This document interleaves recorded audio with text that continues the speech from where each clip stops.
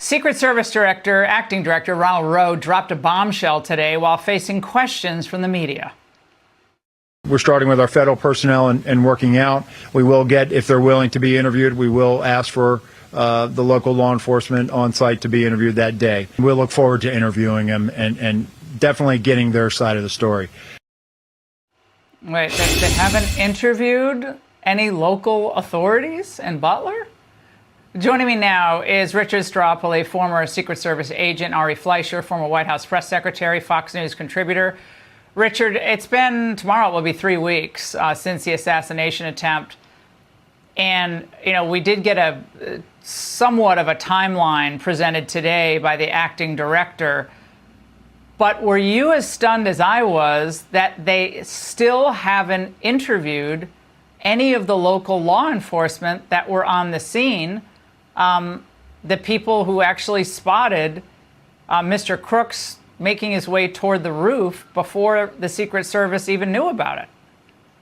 Laura, it just speaks to the ineptitude and how poorly this was handled, right? The prior director had one function and one function only, and it wasn't operational, right? The director of the Secret Service's primary function is to be the face for the Secret Service in the event something happens to the president, or in this case, to the former president. And right from the outset, they dropped the ball. She didn't even have enough sense to step in front of the cameras. And for that situation, I would have used the White House spokesperson, the spokesroom, simply stepped out in front of the cameras and said, I am the director of the Secret Service. 20 minutes ago, I watched the events unfold in Butler, PA, live on television, as did the rest of the world.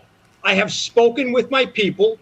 President Trump is safe and sound, and he's currently being tended to by medical personnel. President Biden is safe and sound, and he's currently en route back to the White House. All of the Secret Service protectees are secured. I will be back in 1 hour as I gather more information. That's all she had to do. From the outset, that simply wasn't done. The messaging and the lack of communication from the Secret Service is absolutely inconceivable.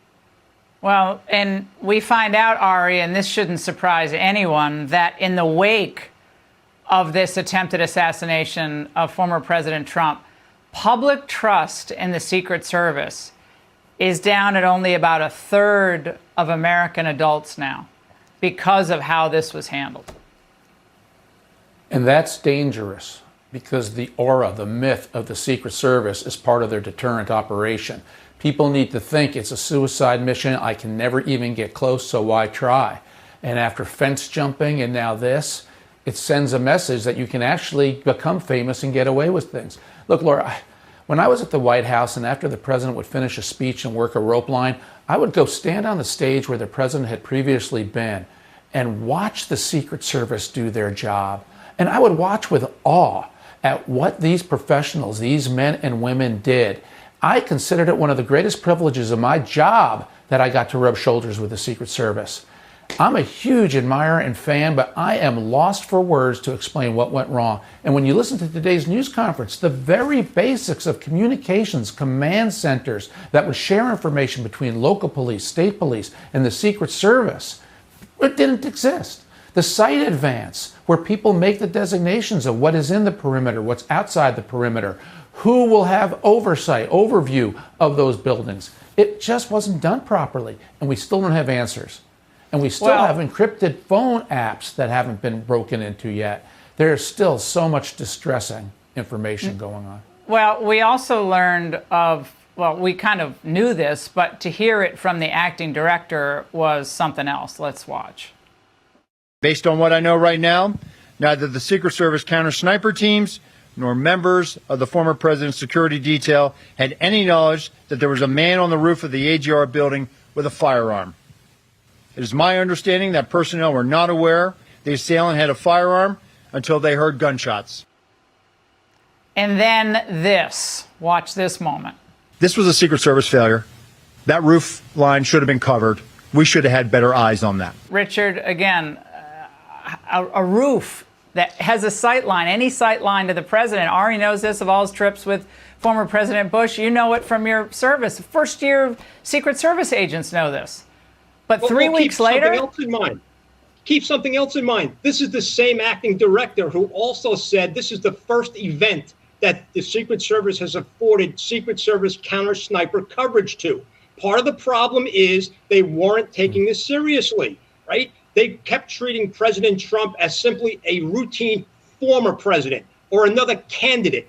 Trump is anything but that. In all probability, he's going to become the next president of the United States again.